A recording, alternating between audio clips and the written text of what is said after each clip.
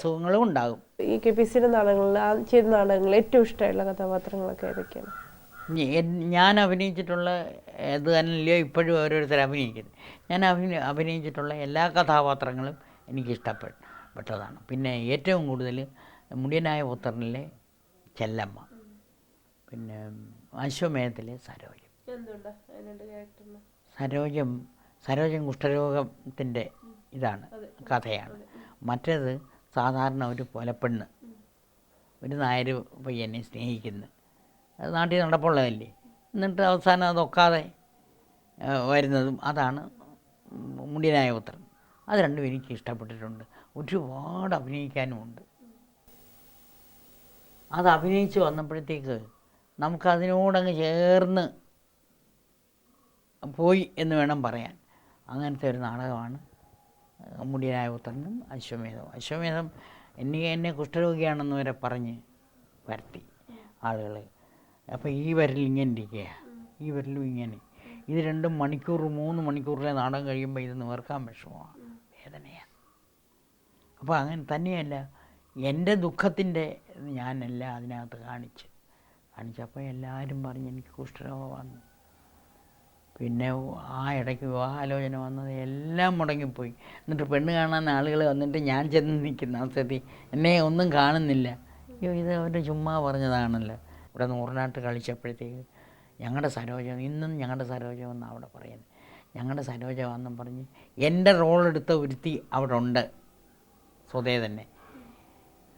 കുഷ്ഠരോഗം ഭേദമായി വീട്ടിൽ ചെന്നപ്പോഴത്തേക്ക് കുഷ്ഠരോഗിയായി നീ അതുകൊണ്ട് ഇവിടെ വരണ്ട, അനിയത്തിമാരെ അവരുടെ വിവാഹം മുടങ്ങുമെന്നും പറഞ്ഞ് ഇവിടെ തിരിച്ച് വീണ്ടും കുഷ്ഠരോഗാശുപത്രിയിൽ ചെന്ന് ഡോക്ടറോട് പറഞ്ഞു. അവരവിടുത്തെ രോഗികളെ ശുശ്രൂഷിക്കുകയാണ്. ഇപ്പോൾ അവർ മരിച്ചിട്ടുണ്ടായിരിക്കും, എനിക്കറിഞ്ഞുകൂടാ. അവരാ ഞങ്ങളുടെ സരോജമാണെന്നും പറഞ്ഞ് എന്നെ കെട്ടിപ്പിടിക്കുക.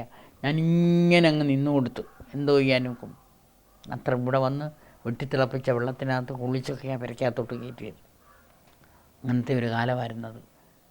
അപ്പോൾ അതിനോടങ്ങ് ചേർന്ന് അപ്പോൾ ഇവർ കൊച്ചു ചെറുപ്പക്കാർ പിള്ളേർ സൈക്കിൾ റിക്ഷായി ഉരുട്ടി നാടകം കാണാൻ വന്നിരുന്ന് കരയുന്ന കരച്ചിൽ കണ്ടാൽ അതിൻ്റെ ഇരട്ടി എനിക്ക് കരയാൻ തോന്നിപ്പോയി. ഞാൻ കരഞ്ഞു. അങ്ങനെ ഞാൻ കുഷ്ഠരോഗിയായി. എൻ്റെ പല വിവാഹാലോചനയും പോയി, എല്ലാം പോയി. സുഖം. വളരെ സജീവമായിട്ട് പ്രവർത്തിച്ചത് 64 വരെ. അതിന് ശേഷം ഉണ്ടായ ഒരു പീരീഡിനെ കുറിച്ച് പറയും. അല്ല, പിരിയുന്നത് നമ്മുടെ രാഷ്ട്രീയം ഇടതും വലുതുമായില്ലേ. അപ്പോൾ അങ്ങനെ ഞാൻ ഇങ്ങ് ഇടതായിട്ട് പോന്നു. അവർ അവിടെ KPSC വല്ലതുമായി.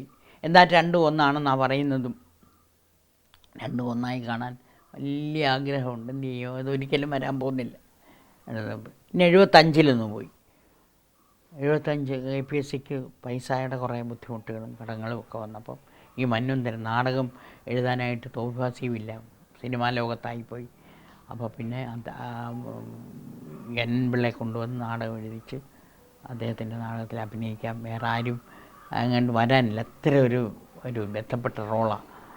അപ്പോൾ അതിനു വേണ്ടി ഞാൻ പോയി 1 വർഷം നിന്നു, നാടകം കളിച്ച് കടവും വീട്ടി 10 രൂപയോളം ബാക്ക് ബാലൻസ് ഉണ്ടാക്കി കൊടുത്തേച്ച് ഞാൻ പിന്നെ പോയിട്ടില്ല. പിന്നെ ഞാൻ വരുന്നത് എൻ്റെ നാടകങ്ങളാണ്. സ്വന്തമായിട്ട് നാടകം ഏത് തന്നാലും അഭിനയിക്കാം, പാട്ട് ഏത് തന്നാലും ശബ്ദം ഉണ്ടെങ്കിൽ പാടാം. അതല്ലാതെ മറ്റുള്ള കാര്യത്തിൽ എനിക്ക് പേടിയാണ്. നമുക്കതിനറിയാൻ വയ്യാത്തത് എന്തിനാ. നാടകം ഏത് രീതിയിലുള്ളതാണെങ്കിലും